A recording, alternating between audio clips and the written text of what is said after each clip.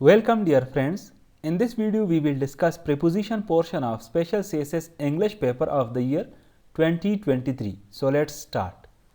First sentence is, what can be the reason dash his absence? Correct preposition here is for. अब इस sentence में preposition for use करने के पीछे logic ये है कि जब भी हम किसी चीज़ के रीज़न या काज को इंडिकेट करना चाहते हैं तो उस वक्त कॉमनली जो हम प्रीपोजिशन यूज़ करते हैं तो वो फॉर यूज़ करते हैं। इस सेंटेंस को अगर देखा जाए तो इसमें हम जो एब्सेंस है उसके पीछे एक्सप्लेनेशन के बारे में पूछ रहे हैं कि क्यों एब्सेंस है, रीज़न क्या है। तो इसी वजह से जो लॉजिकल चॉइस यहाँ पे बनती है that is for. Second sentence is, You won't be able to bring him dash his knees। यहाँ पर दो करेक्ट प्रीपोजिशंस यूज़ हो सकते हैं, टू भी यूज़ हो सकता है और ऑन भी यूज़ हो सकता है। अब अगर हम यहाँ पे टू यूज़ करते हैं तो यहाँ पर जो ज़्यादा कॉमन और न्यूट्रल ऑप्शन है तो वो टू है। टू बेसिकली एक फिजिकल एक्ट को एम्फसाइज करते हैं कि आप किसी को फोर्स करते हैं कि वो नील करे। जिस तरह के एग्जाम्पल दिया गया है कि you won't be able to bring him to his knees physically. यहाँ पर एक फिजिकल एड के तौर पे अगर हम फिजिकल एड के लिए बात करते हैं तो टू यूज़ हुआ है। अब अगर हम इस सेंटेंस को फिगरेटिव सेंस में यूज़ करते हैं तो फिर जो ज़्यादा सूटेबल ऑप्शन बनता है वो प्रीपोजिशन ऑन बनता है। यहाँ पर फिगरेटिव सेंस में जब हम यूज़ करेंगे तो सेंटेंस बनेगी you won't be able to bring him on his knees. अब यहाँ पर आप फिजिकली जो है ना वो एक बंदे को ऑन हिज नीज नहीं ला रहे बल्कि फिगरेटिव सेंस में ला रहे हैं। और यहाँ पर फिगरेटिव सेंस का मतलब ये है कि आप किसी को इमोशनली या साइकोलॉजिकली डिफीट करना चाहते हैं या सबड्यू करना चाहते हैं। Next sentence is, I was utterly unaware dash the looming threat. Correct preposition here is of. अब यहाँ पे जो प्रीपोजिशन ऑफ यूज हुआ है तो इसके पीछे लॉजिक ये है कि जब भी हम किसी चीज़ के बारे में ये एक्सप्रेस करना चाहते हैं कि उस चीज़ से हम अनअवेयर है या अनकॉन्शियस है तो उस वक्त कॉमनली जो प्रीपोजिशन यूज़ होता है वो ऑफ यूज़ होता है। अब इस सेंटेंस को अगर देखें तो सेंटेंस को का जो स्ट्रक्चर है it will be like unaware of something, मतलब आप किसी चीज़ से लाइलम है तो जो भी चीज़ है लेकिन उससे पहले जो प्रीपोजिशन आएगा that will be of. Next sentence is, Please remind me dash the meeting next week। Correct preposition here is of।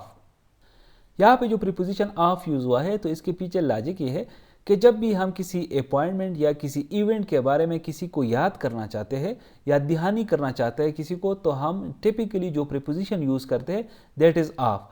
और ऑफ इंडिकेट करता है हमें subject of the reminder. Next sentence is, we should not give dash to such pressure tactics। Correct preposition here is in। अब यहाँ पे जो preposition in use हुआ है तो इसके पीछे लॉजिक ये है कि जब इस तरह की बात हो रही है कि किसी चीज़ के बारे में कि हम सिग्निफाई करें कि उस चीज़ के बारे में एक चीज़ जो है वो यील्ड कर रहा है या सबमिट कर रहा है तो जब भी वर्ब गिव आएगा तो गिव के बाद उस सेंस में फिर उस सेंस को कन्वे करने के लिए आप इन यूज़ करेंगे, गिव इन। तो सेंटेंस जो हमारी बनेगी that is we should not give in to such pressure tactics. Next sentence is, heavy rains are generally preceded dash violent winds.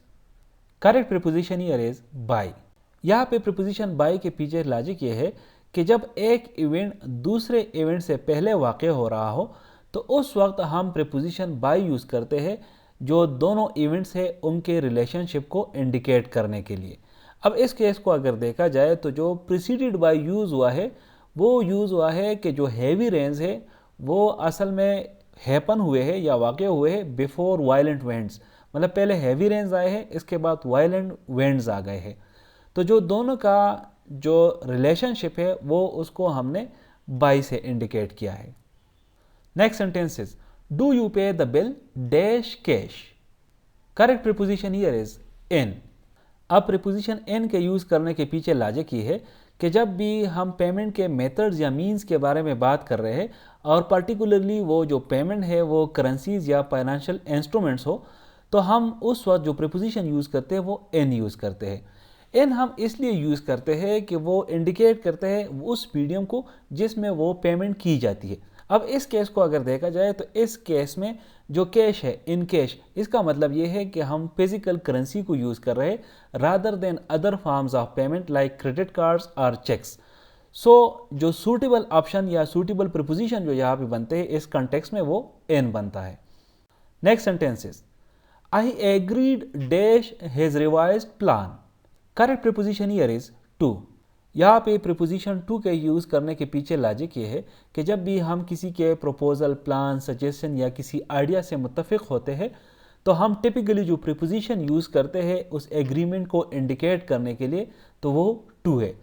यहाँ पर जो करेक्ट कंस्ट्रक्शन बनेगी सेंटेंस की, that is I agree to his revised plan. यहाँ पर जो to use हुआ है वो एग्रीमेंट के डायरेक्शन या टारगेट को शो करता है। ये इंडिकेट करता है कि you are consenting or accepting the proposal or plan put forward by the other person. Thank you for watching this video. Stay blessed.